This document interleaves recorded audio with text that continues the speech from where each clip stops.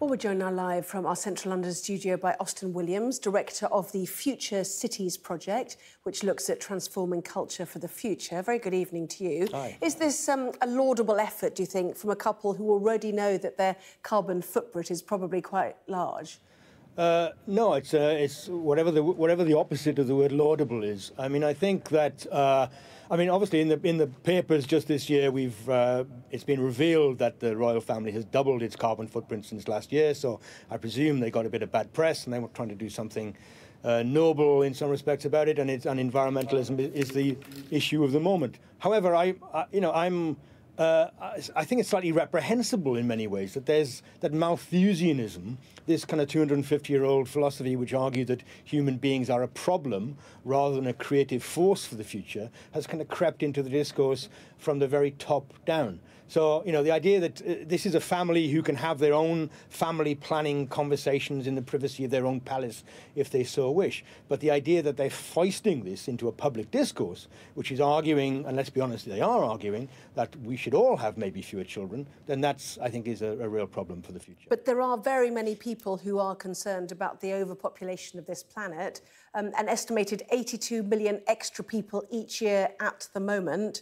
In 2100, a total population of 11.2 billion estimated to be fighting for resources. You're happy with us just continuing to add people, are you? Well, that sentence was all very well and good, and I was completely supportive of it until you said that last bit, which was fighting for resources. That's an iniquitous scandal, and that shouldn't be allowed to continue. There should be more resources. Obviously, the conversation around environmentalism today is that we should not only reduce our use of resources, but we should reduce the number of people who consume those resources. I think having more people on the planet is a potentially constructive, positive force. I like people, and I think having more of them is not to be seen as not to be sniffed at. The problem is that when the royal family go and chat to Jane Goodall, who argues that we've stolen their future, this argument which Jonathan Porritt argued 15 years ago, the idea that somehow adults are now reprehensible creatures and we have to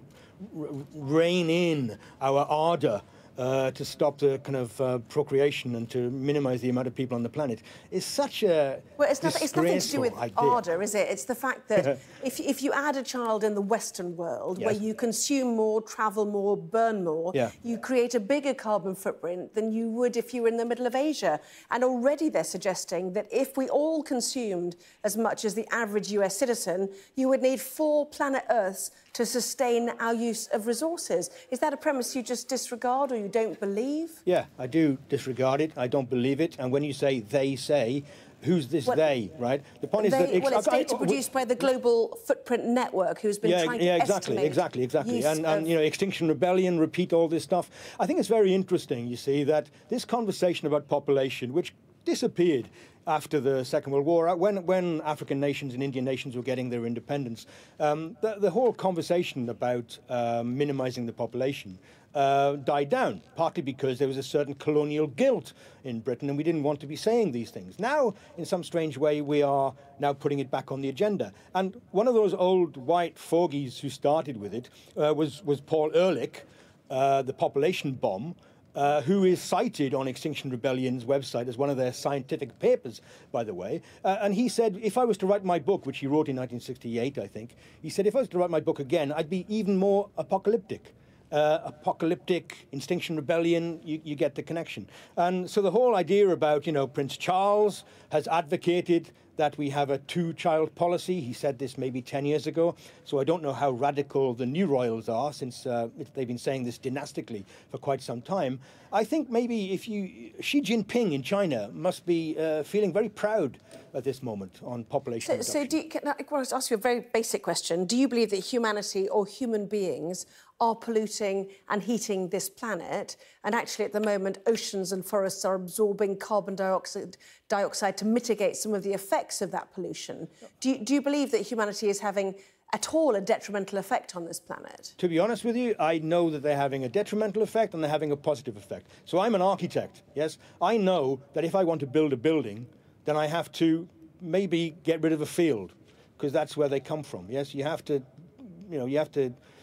break a couple of eggs to make some gains, I suppose. So we can weigh these things up in the balance. And I understand that there are problems in the world, let me tell you. I'm a great believer much more in solving poverty and exploitation in the third world than actually telling people in the world to have fewer children. Because I see human beings as potentially creative sources of solutions, not miserable causes of problems. Yeah, I mean that is a kind of Trumpian argument, isn't it? To believe that you can innovate your way out of the issue of climate change and pollution. It's a Trumpian argument. You mean it's a logical, positive, humanistic statement of what I believe to be the case. So you believe human beings can create carbon sinks that will absorb all the extra carbon that we're producing? Well, we are creating carbon sinks, yes. I mean, at a level that will deal with it swiftly enough? To be honest with you, I mean, you may be calling a scientist, but first of all, I don't know where you get off by allying me with Trump. Since I'm fundamentally opposed politically to what he has to say.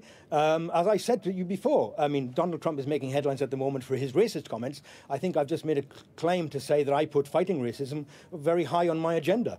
And in many ways, not just domestically, but the idea that we have a colonial attitude to what's going on in the third world. We're talking specifically about innovation and climate change, aren't we? So forget all the rest of it. I'm not forget the poverty, forget the death, forget the two-child policy, which is what I was talking about.